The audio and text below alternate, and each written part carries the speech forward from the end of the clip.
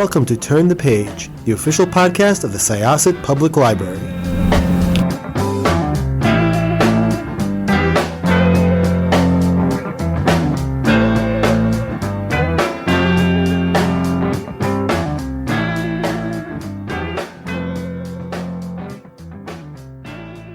Hello, everyone. Welcome back to Turn the Page. I'm your host today, Jen, and I am joined by the author of many things, but of one particular book that I've been reading for the past week, and it is so lovely, so moving, informative, insightful. It covers a very important part of history, and I am so excited to have this conversation. So welcome to the show. Could I ask you to introduce yourself and your book, please? Sure. My name is Mike Long. I write under the name Michael G. Long. I'm really interested in nonviolent protest and politics and cultural issues, and LGBTQ rights and civil rights. Those are my specialties. And I write especially for young people these days. I wish I had the opportunity to read some of the books that I write when I was younger. So that's what I'm all about these days. I used to teach peace and conflict studies for about 20 years at a nearby college, but these days I'm writing full time. Wow. So this newest book, Fight AIDS, plays into a lot of your research interests then. It's a lot about activism, about art and protests. All these words are in the subtitle. Could you tell me a little bit about, I guess, the inception point for this book? Was there something that made you realize that there was this gap in the literature, or was this something you had planned to write for a long time? When did this begin for you? Yeah, no, I hadn't planned to write this at all. In fact, the idea for the book came from an editor at Norton Young Readers, Simon, and he thought of the book and decided that he would reach out to my agent, John Rudolph, and see if I had any interest in writing it. And I jumped all over the idea because it's such a great confluence of my interests, especially my interest in nonviolent protest and LGBTQ civil rights. Though I certainly don't want to suggest that HIV and AIDS are only restricted to the LGBTQ community. It was really a confluence of my interests, and that's why I was attracted so much to the project. It also gave me an opportunity to work out some of my own challenging issues in my past. Many years ago, I was studying to become a United Methodist minister, and part of my work involved being a chaplain at a local hospital. And I had some interactions there with someone who was far along in the AIDS process. And I was troubled by my reaction in that scene. And so the book really gave me an opportunity to work through some of those terrible feelings I had about that interaction. That's fascinating. And it seems like an extraordinarily challenging yet effective way to sit with those feelings and to process them. Right. Jen, I could just tell you a little bit more about it if you'd like to know. I was a student chaplain. I got called to this particular nurse's station. And when I arrived, they said there was a patient with AIDS, and I was supposed to suit up in what was effectively a hazmat suit. And I didn't know any better, and I was timid.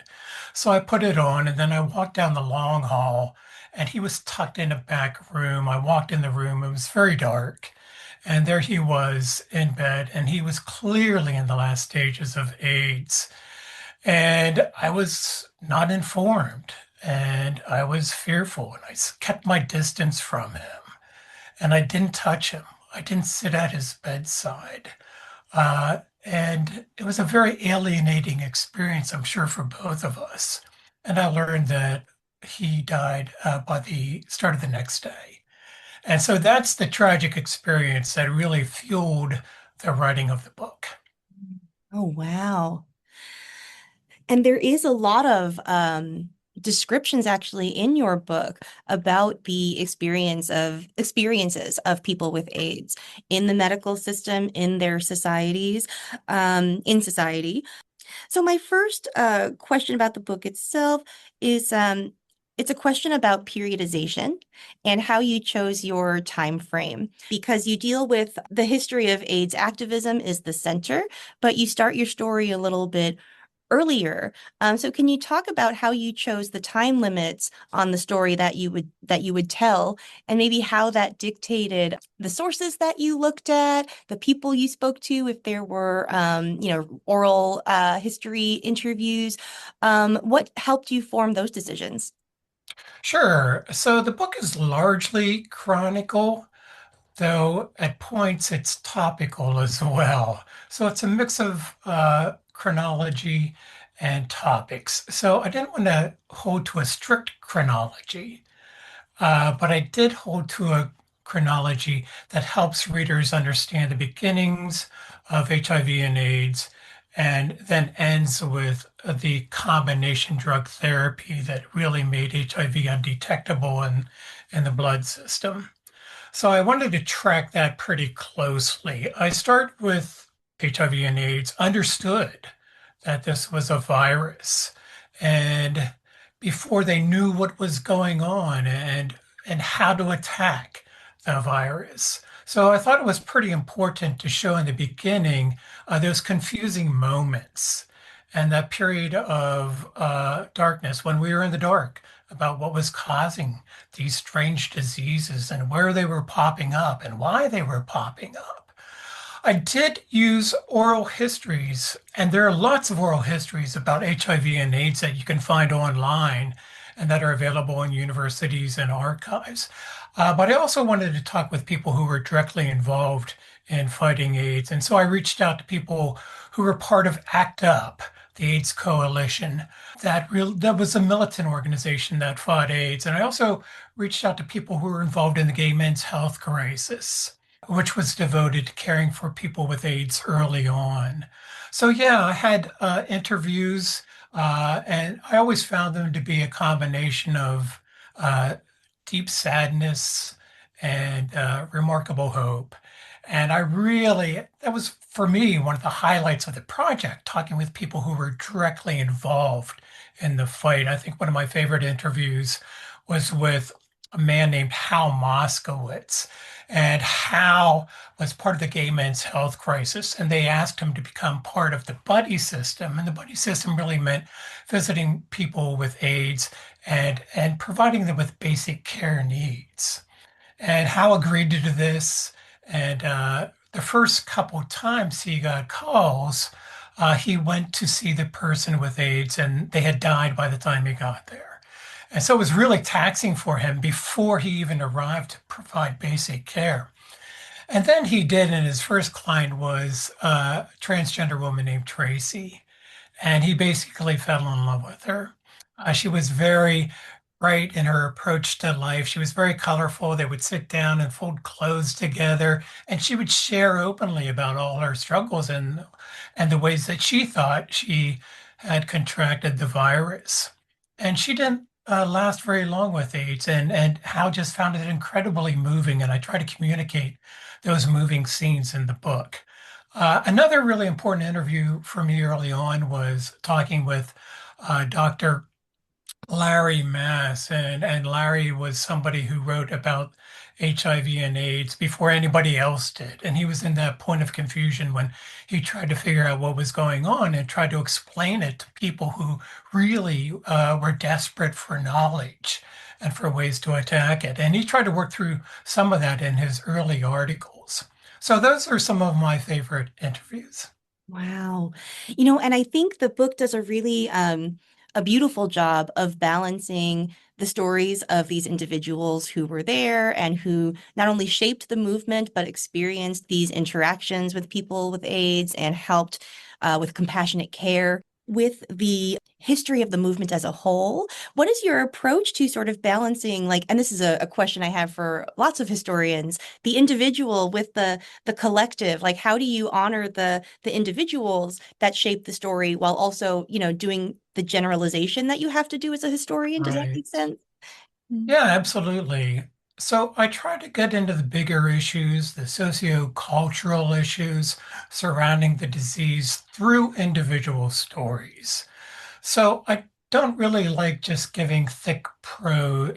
I don't like using a thick prose approach to the issue, especially something like HIV and AIDS, a story that just ravages certain communities.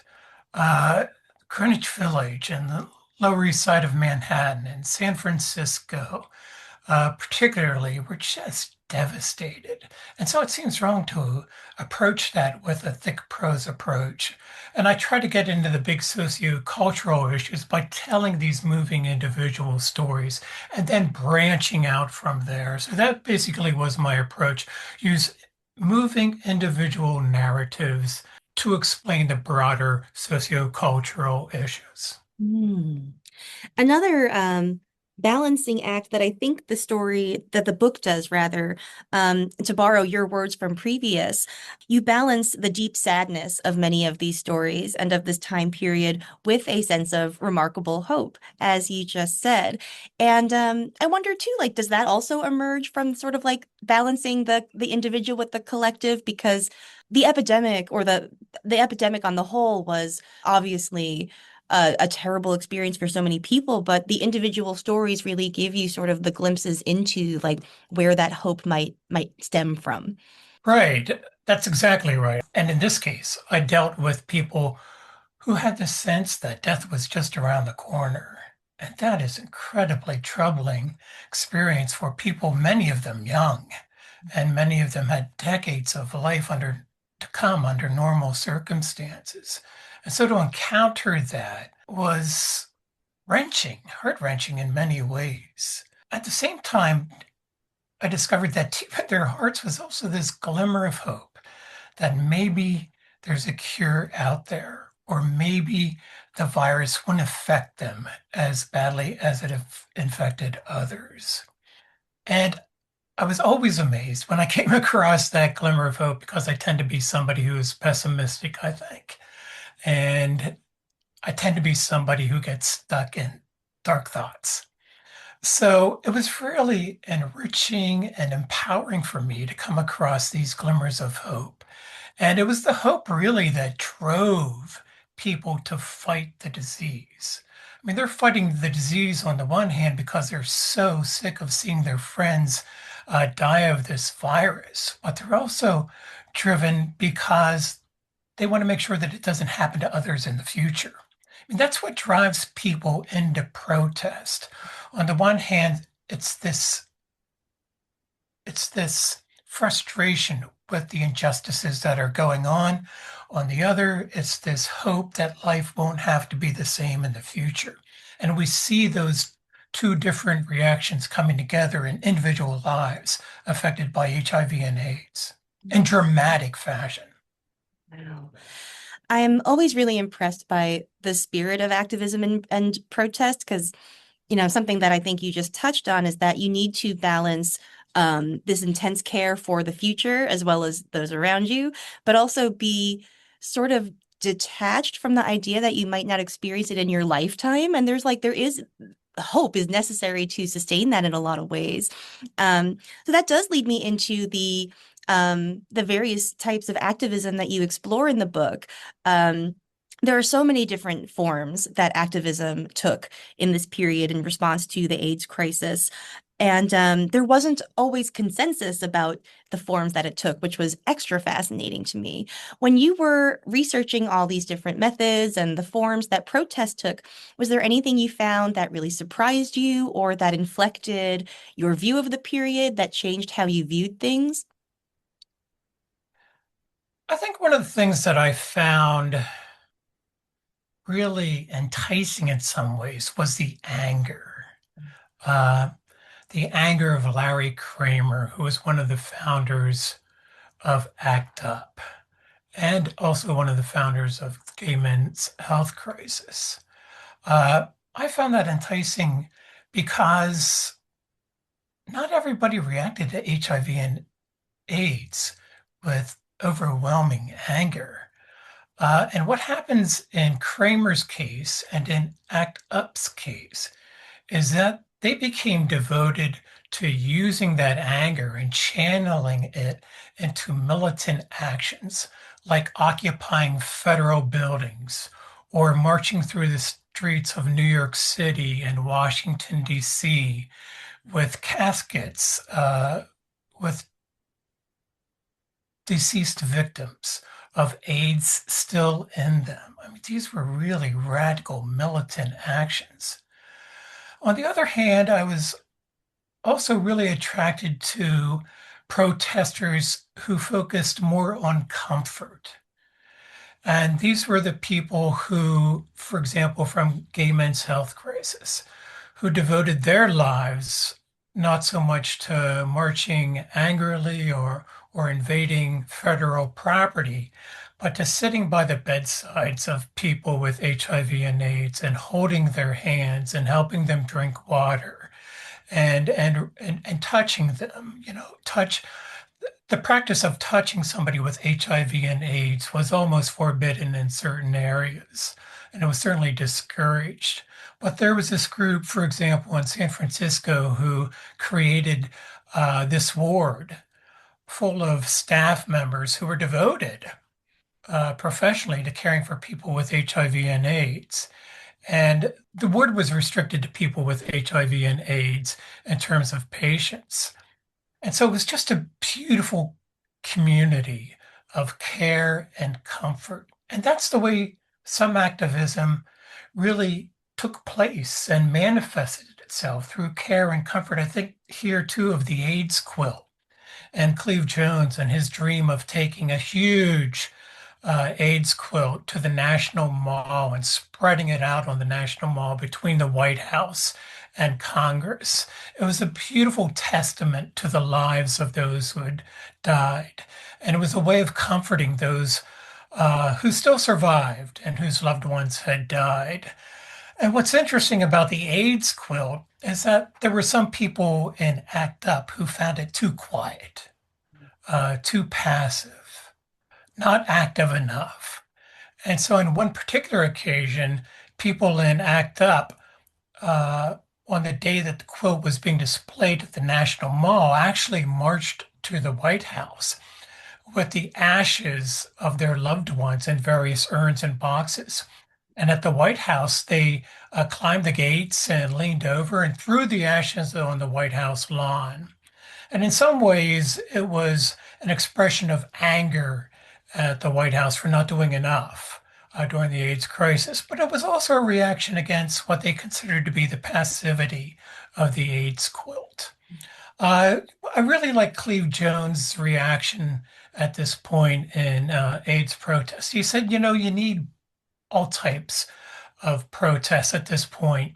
We need people who are militant. We also need people who are devoted to comfort and care. And I think he was right about that. There are all types of different needs and all types of different, and the need for all types of reactions to those needs.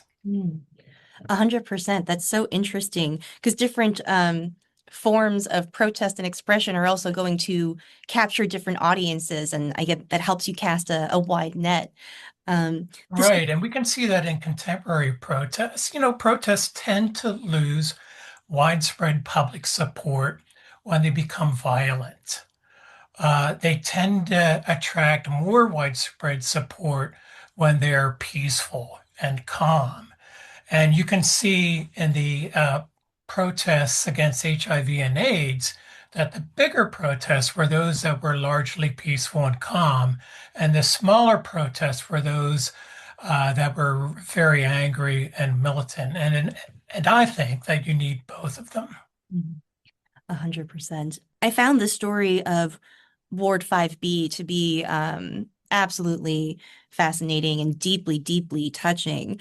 The level to which, you know, individuals and groups stepping in to fill in the gaps and the negligence of the medical system was I was not prepared for the level at which people were intervening directly to fund drugs, to manufacture and distribute them. There was so much grassroots level, that on a level that I did not even think was possible. And to think of all this level of organization too, before the internet, as like a millennial, Mm. like came of age with the internet. So to think of the sort of widespread communication that you need to do without that instant contact of the internet, absolutely fascinating. Yeah, I'll talk a little bit about Ward 5B and then go into communication, if that's okay. Uh, Ward 5B was absolutely amazing. Uh, Amazing because these were people who were devoted to touching people with HIV and AIDS. And you used the word touch, you found the story touching. Well, the story was about touching, you know. Uh, Many medical staff members in that particular hospital were taught not to touch people with AIDS. In fact, many of them refused to care for people with HIV and AIDS. And Ward 5B just took the exact opposite approach and made it a point to touch people with HIV and AIDS so that they would feel that they weren't dying alone or alienated, as did, I'm sure, that person felt when I visited his room long ago. Uh, they were also really interesting on Ward 5B because they weren't devoted to curing. They were devoted to caring. You know, medical folks are often uh, taught to help cure people. Well, they knew that the patients on their ward would probably die, and so they really became focused on providing the best care possible. And that's a different approach to medical care. And it's an approach that I admired, especially at that point in HIV and AIDS history. In terms of communication, I'd say that one of the best forms of communication during the HIV and AIDS crisis was the collection of LGBTQ newspapers. They did a fantastic job of spreading not only information about HIV and AIDS, but also about sharing information about the network of caring and challenging the system. So I'd really like to praise them for their early work in creating a network of communication that kept people informed and also inspired people to join the fight. Hmm. My last question is about the artwork that accompanies each chapter. You have a piece of protest art that opens the chapter, that is then sort of featured in the course of the narrative that you tell. Was it difficult to narrow it down to just those select pieces? And how did you, what came first? Was it the art or the idea for the narrative of the chapter? Mm. It was difficult to choose which art pieces to include because the art that came out of the HIV and AIDS crisis was absolutely breathtaking.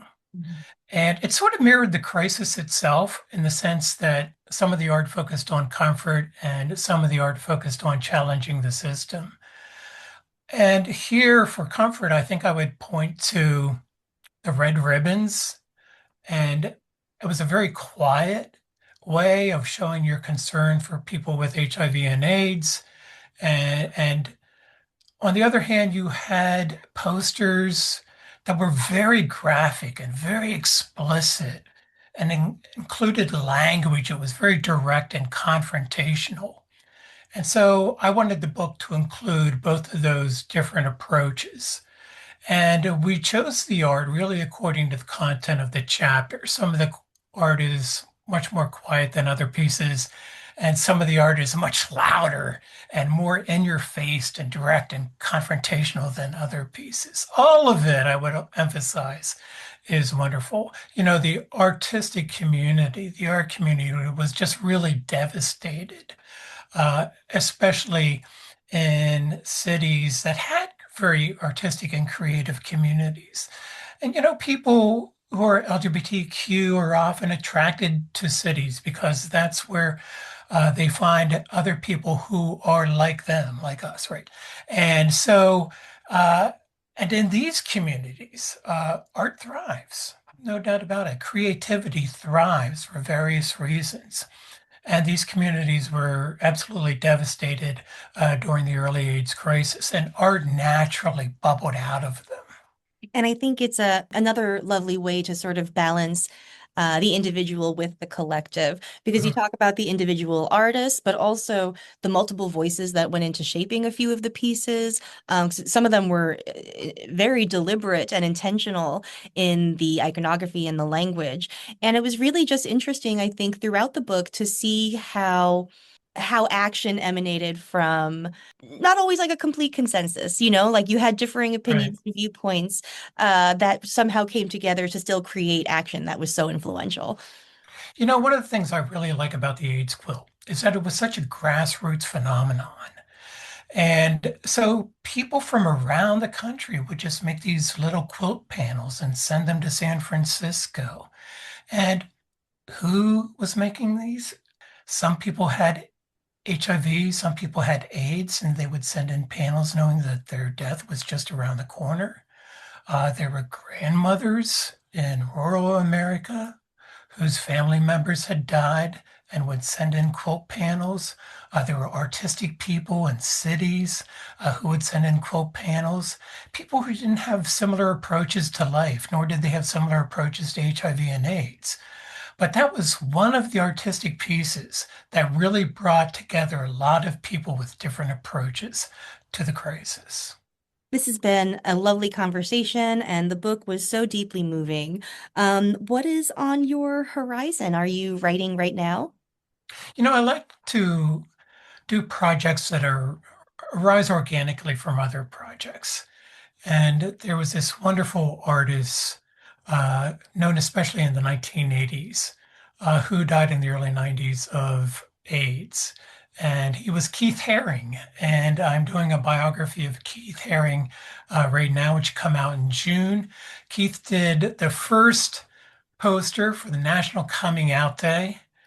He did a wonderful poster, Silence Equals Death, that you can see in lots of other places. He did lots of AIDS volunteer work. He was part of ACT UP. He donated lots of money to ACT UP. He's just a wonderful person all around. And so my next book is a biography of Keith, and that'll be coming out in Pride Month, 2025. That's deeply exciting. I cannot wait to read that. Thank you again for your time and for sharing your book with me. Jen, thanks so much for your interest. This has been a real pleasure. All right, listeners, it's your turn now. Please check out Fight AIDS: How Activism, Art, and Protest Changed the Course of a Deadly Epidemic and Reshaped a Nation. It is a beautiful read, whether you are a young reader or not. I am 42 and I cried, so, don't let the age range restrict you from reading this.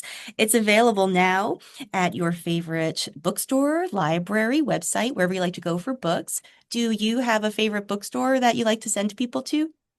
I don't. I recommend independent bookstores. In Harrisburg, we have a great one called Midtown Scholar Books that I frequent. So I'm always going to encourage people to buy them from independent booksellers. Excellent. That's my favorite advice. All right. It is now time to close this chapter. Thank you so much for joining us, everyone. It's time to close this chapter of Turn the Page. Join us for the next episode.